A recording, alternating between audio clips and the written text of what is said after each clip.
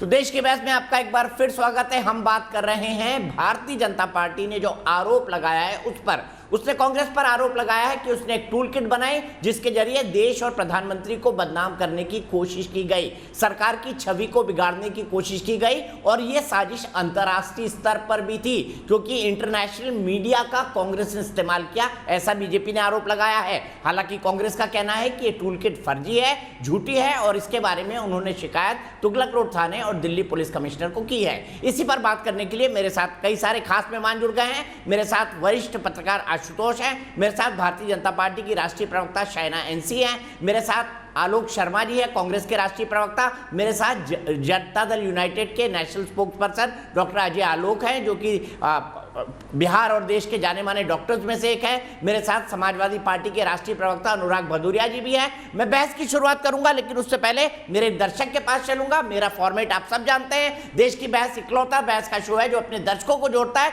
सीधे चलते हैं ग्रेटर नोएडा में प्रिंस के पास। प्रिंस, क्या कहेंगे इस टूल किट के बारे में? नमस्कार। कोरोना जैसी वैश्विक महामारी के समय में देश पे इतना बड़ा संकट छाया हुआ है और भारतीय जनता पार्टी के लोग अभी भी राजनीति कर रहे हैं। जो कांग्रेस पार्टी, अन्य दल इन लोगों की सच्चाई दिखा रहे हैं वो उस पर भी राजनीति कर रहे हैं। ये टूल किट का जो आरोप भारतीय जनता पार्टी ने लगाया ये सब फर्जी है। ये अपनी नाकामियों को छुपाने की कोशिश की जा रही है। इनके सांसद विधायक जो प्रतिनिधि जनता की मदद के लिए आगे आने चाहिए वो अपने घरों में बड़े हुए हैं। लोग रोजाना सैकड़ों हजारों की तादाद में लोग बिना ऑक्सीजन ठीक है प्रिंस, आपकी बात का जवाब ले लेते हैं। सीधे शाइना एनसी जी के पास चल रहा हूं। शाइना एनसी जी, मैं नहीं कह रहा हूं, एक दर्शक आरोप लगा रहा है। दर्शक की बात हम सरमाथे पर लेते हैं, चाहे वो पॉजिटिव बोले चाहे निगेटिव। आप क्या कहना चाहेंगी? क्या भारतीय जनता पार्टी के नेता अपने घरों में बैठे हैं?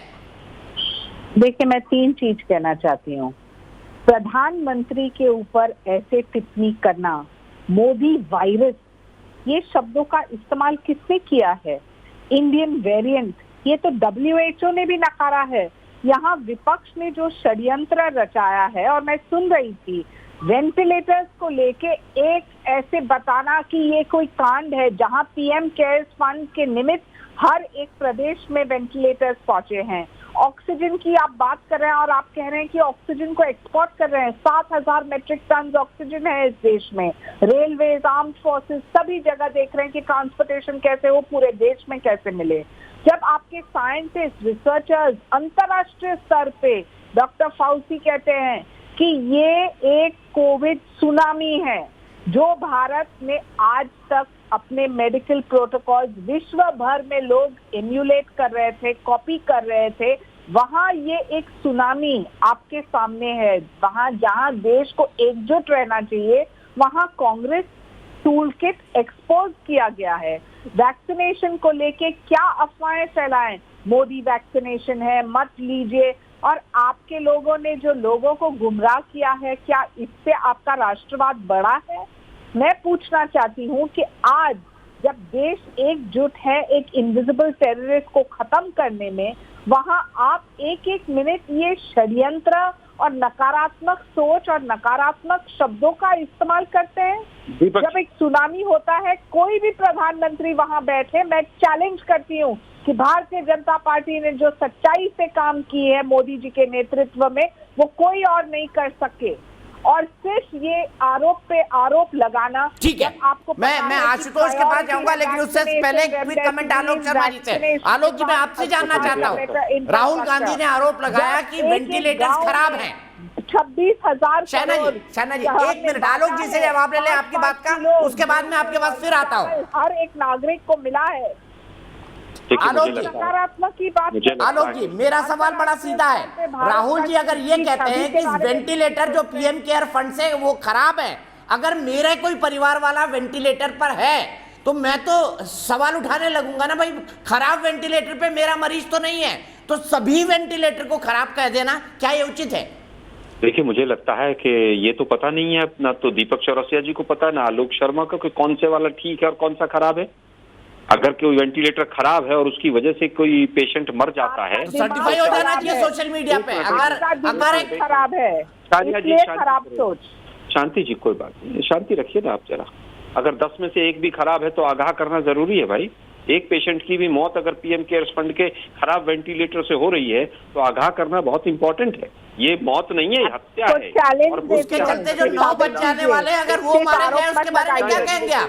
चाइना जी, मैं देखिए बीच में नहीं बोलता हूँ, ये गलत बात है, साबित करने की बात। लेकिन आप क्या कर रहे हैं आलोक जी? आप रिस्पॉन्सिबल सिटीजन नागरिक के नाते तो अफवाहें मत फैलाइए। देखिए, मुझे लगता है अगर पीएम केयर्स फंड के वेंटिलेटर खराब नहीं है और सब राज्य और सीएमओ जो कह रहे हैं सबके खिलाफ एफआईआर कर दीजिए, वो सब गलत अफवाह फैला रहे हैं। ये जो सेकंड वेव है कोरोना की, ये मोदी जी की देन है देश को। और जो आपका राष्ट्रवाद है ना, वो माँ गंगा अब किनारे पर खड़ी होकर चिल्ला चिल्ला के कह रही है कि इनका फर्जी राष्ट्रवाद है। आप बात आती है कि आलोक जी ने बहुत अच्छी बातें कही कि बिहार में, और इन्होंने फ्रंट लाइन वर्कर्स की बात उठाई क्योंकि डॉक्टर हैं। ये आईएमए पे भी डॉक्टर साहब एक केस कर दीजिएगा।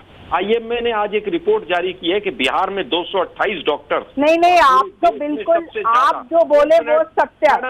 और कोई और आपको कुछ भी आरोप के ऊपर आप बेबुनियादी तौर पे सिर्फ बोलते जाए और लोगों के बीच में ऐसे अफवाहें फैलाएं, तो आप क्या कर रहे हैं आपके देश के लिए? आपने सोचा है कभी?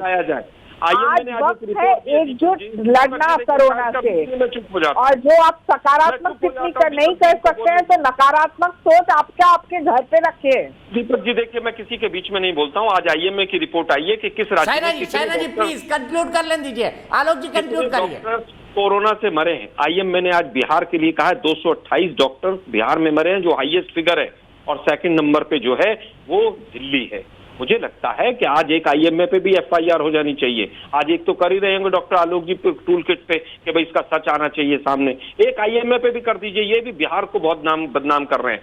हॉस्पिटल में भूसा भरा पड़ा है, एम्बुलेंस जवाब लेते हैं डॉक्टर अजय आलोक से। डॉक्टर अजय आलोक, वेंटिलेटर के बारे में भ्रम फैलाना क्या ये ठीक है? मेरा पहला सवाल। और दूसरा, क्या उन्होंने कहा है कि सबसे ज्यादा डॉक्टर बिहार में मारे गए? इस पर आपको क्या कहना है? फिर मैं आशुतोष के पास जाऊंगा। आईएमए की रिपोर्ट जवाब दें। अब हाँ ठीक है, बिल्कुल आईएमए की रिपोर्ट मैंने भी देखी है, तो मैं इनको बता दूं कि आलोक जी लगता है थोड़ा सा स्टडी करके नहीं आए हैं। वैसे इनका आंकड़े हमेशा दुरुस्त रहते हैं, लेकिन आज गड़बड़ है थोड़े से। पहला गड़बड़ ये आलोक जी कि कुल मिला के आईएमए ने रिपोर्ट जारी की कि सेकेंड वेव के पेंडेमिक में 276 डॉक्टर मारे गए हैं पूरे देश में, जिसमें बिहार में सबसे ज्यादा 73, और दूसरे नंबर पे दिल्ली नहीं है, उत्तर प्रदेश है जहां 34 है। ये आंकड़ा दुरुस्त कीजिए। नंबर 1 ये साबित करता है। अब सुनिए आंकड़ा है, हाँ मेरे पास भी है, मैं भी प्रस्तुत कर दूंगा। मेरे पास भी आंकड़ा है, मैं बता रहा हूँ। और दूसरी बात आपने कही, दूसरी बात अब सुनिए ना आलोक जी, जवाब चलिए। आपने अच्छा किया, मैं धन्यवाद करता हूँ कि आपने 73 बिहार में हाईएस्ट है, मान लिया 73 बिहार हाईएस्ट, मैं मान रहा हूँ।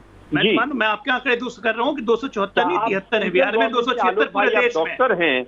अरे सुनिए तो सही, आप पूरा जवाब तो इंश्योरेंस खत्म किया था। आपका इंश्योरेंस की बात को आप पूरा जवाब सुनेंगे? हाँ बताइए पूरा जवाब। आलोक जी सुन लीजिए ना, आलोक जी सुन लीजिए। मुझे अनुराग जी और आशुतोष जी के पास भी जाना। आलोक जी सुन लीजिए। नहीं, वो सुन लेंगे, वो हम लोग एक दूसरे की बात हमेशा सुनते हैं। दूसरा बात, आपने आलोक जी कहा कि मुजफ्फरपुर और दरभंगा में वेंटिलेटर धूल फाक रहे थे। बिल्कुल गलत बात है, कहीं वेंटिलेटर हमारे धूल नहीं फाक रहे हैं। सिर्फ अररिया जिला था जहां अनयूज वेंटिलेटर पड़े हुए थे। 6 क्योंकि टेक्नीशियन की बहाली नहीं हुई थी, वो भी पिछले 10 दिनों से हो गई है। बिल्कुल हो रहा है, धूल फांक रहे थे वेंटिलेटर आलोक जी, बिल्कुल फांक रहे थे। लेकिन पंजाब में फांक रहे थे, जहां पे पीएम केयर्स के वेंटिलेटर को सीडब्ल्यूसी के गोडाउन में बंद कर दिया गया था। जहां पे जब डेमोन्स्ट्रेशन देने गया तो बोला गया कि सीडब्ल्यूसी के गोडाउन में हॉस्पिटल में वेंटिलेटर आया नहीं।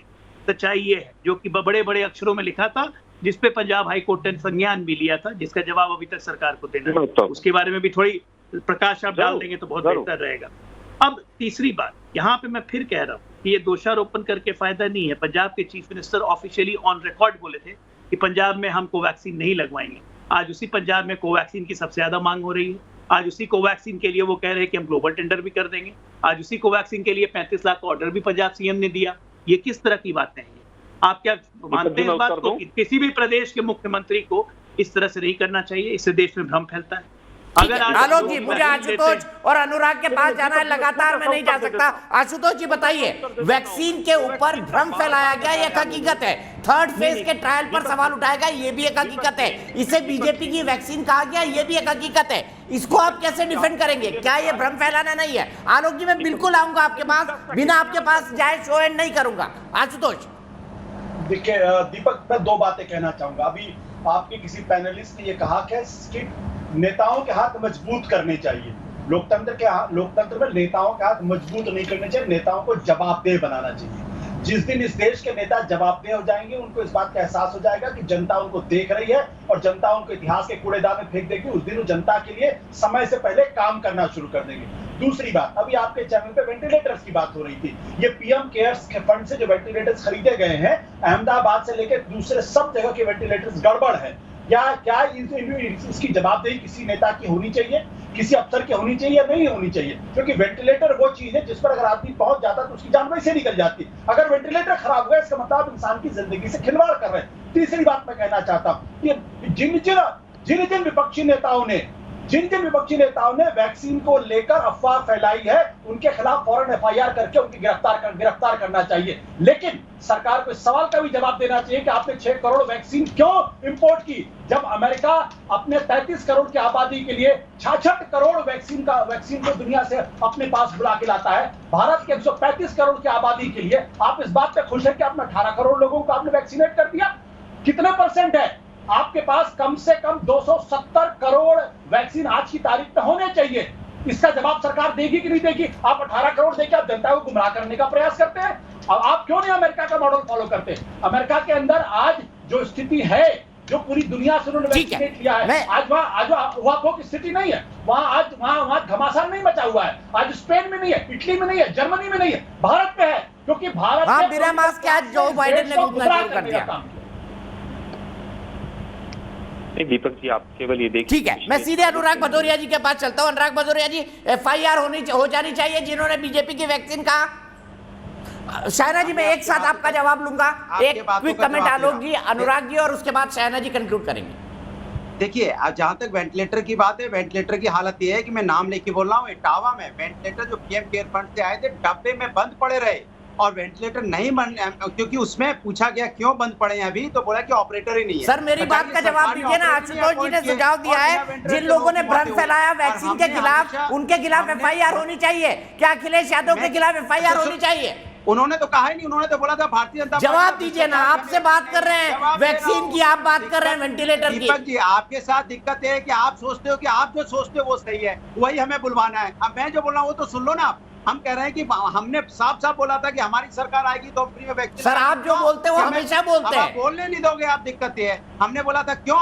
क्योंकि हमें वैक्सीन पे विश्वास है। लेकिन भारतीय जनता पार्टी का जो भ्रष्टाचार है, जैसे हमने आपको बताया था कि शामली में 3 महिलाएं वहां पे वैक्सीन लगाने गई तो वहां कुत्ता काटने वाला इंजेक्शन लगा दिया। वहाँ पीपी किट, उत्तर प्रदेश के अंदर पीपी किट में घोटाला हुआ, मेडिकल इक्विपमेंट में घोटाला हुआ कोरोना काल में। जहाँ भारतीय जनता पार्टी घोटाला करेगी, तो अगर ये कहना कि भारतीय जनता पार्टी के सिस्टम में भ्रष्टाचार है और वैक्सीन वहाँ पे एक टेम्परेचर होता है -27 या -26 पे आपको वैक्सीन को रखना है, वहाँ साइकिल पे अगर घूमती वैक्सीन दिखाई देगी तो क्या उसके -26 का नहीं, इंडियन वैक्सीन में -26 का टेम्परेचर नहीं है।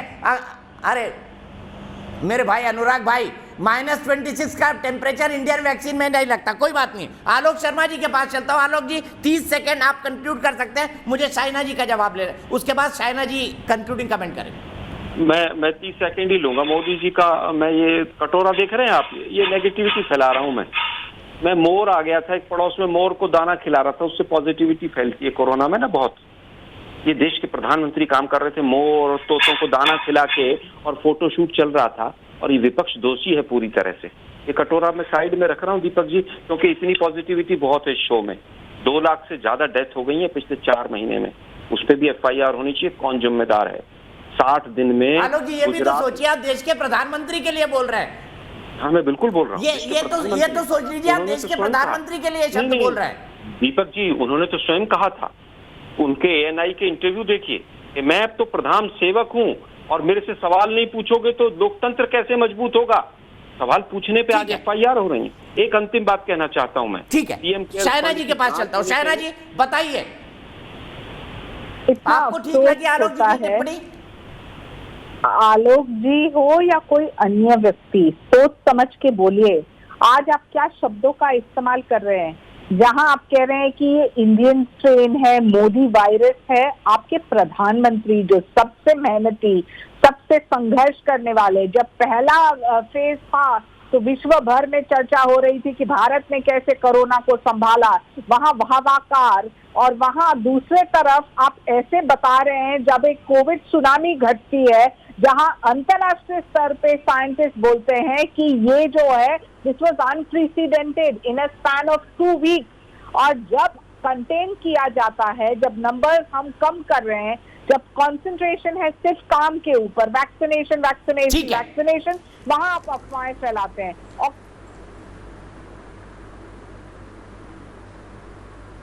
ठीक है शैना जी, मुझे यही रुकना पड़ेगा, अफसोस मेरे पास वक्त इतना है। आप तमाम लोगों का बहुत बहुत शुक्रिया। मेरे 95% दर्शक ये चाहते हैं कि टूल किट का सच सामने आए और उम्मीद करते हैं कि इस टूल किट का सच जरूर सामने आएगा। फिलहाल एक ब्रेक।